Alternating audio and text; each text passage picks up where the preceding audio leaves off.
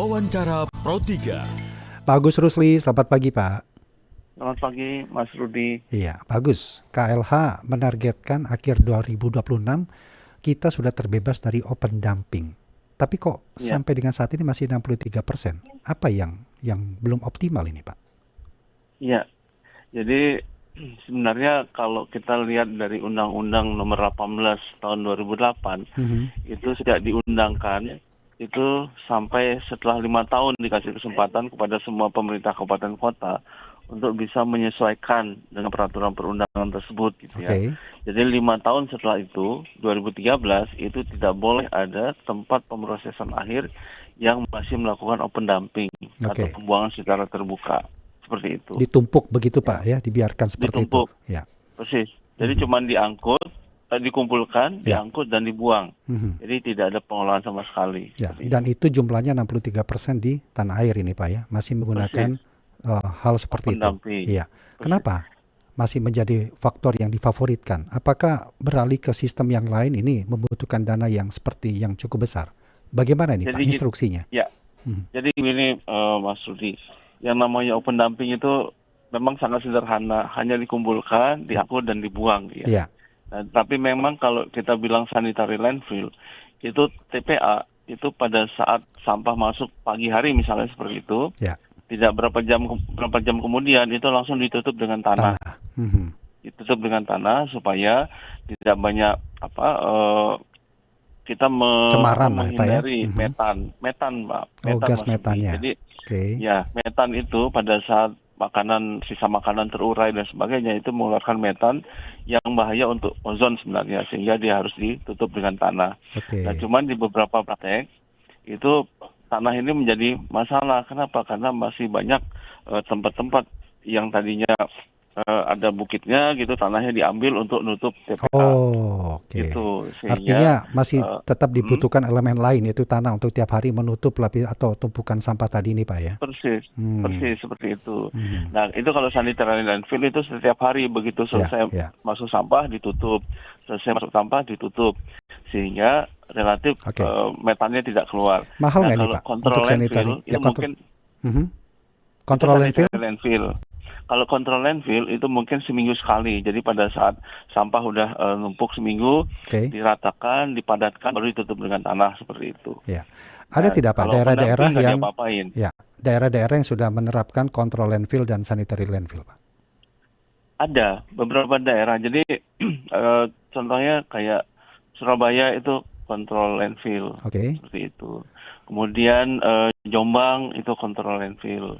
Kemudian Jambi, kota Jambi itu kontrol landfill. Yang sanitary landfill? Jadi, yang sanitary landfill itu yang mungkin Surabaya tuh sanitary tapi lebih cenderung kontrol landfill. Karena memang kalau sanitary landfill itu setiap hari harus ditutup. Artinya kalau tiap hari ditutup itu hanya kota-kota besar doang Pak yang punya APBD kuat. Hanya kota-kota persis, kota-kota besar yang punya APBD kuat dan punya sumber tanah yang banyak begitu kan.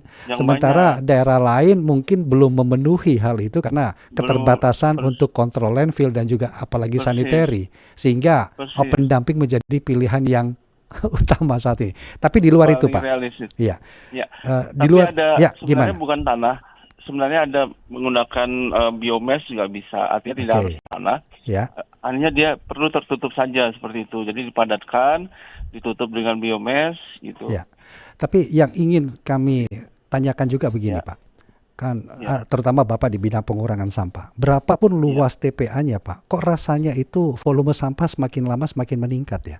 Artinya literasi untuk masyarakat, untuk kita, pengurangan sampahnya itu kok lemah, bahkan tidak jalan kalau begitu Pak. Ya. Gimana? Gini, jadi tingkat kesadaran masyarakat ini kan masih sangat rendah, Mas Rudi.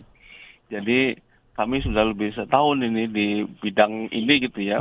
Itu menyadarkan masyarakat, kemudian melakukan sosialisasi dan sebagainya.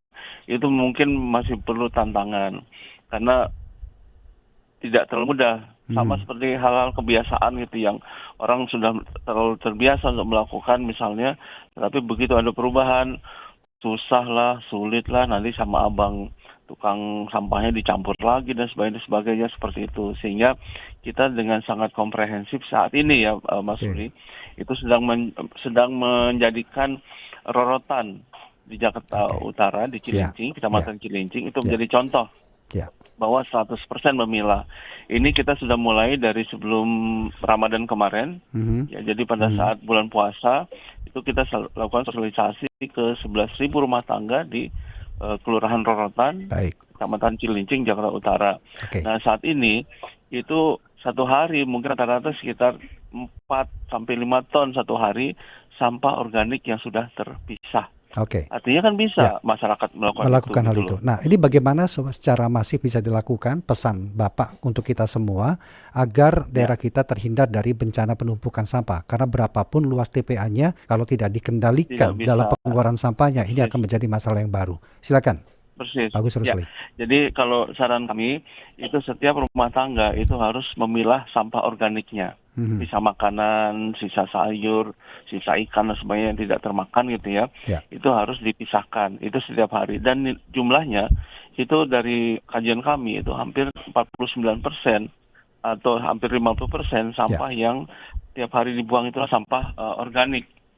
Nah, sampah organik itu kalau misalnya 50% saja, berarti sudah mengurangi beban TPA 50% kan? Taruhlah contoh kayak Jakarta. Jakarta kalau semua memilah nih, kami akan mereplikasi nanti Rorotan, Cilincing, semua kecamatan Cilincing, semua kecamatan Jakarta Utara, semua kota di Jakarta. Berarti 50% dari 8.000 ton sampah yang masuk ke Bantar Gebang, itu berarti bisa terselesaikan.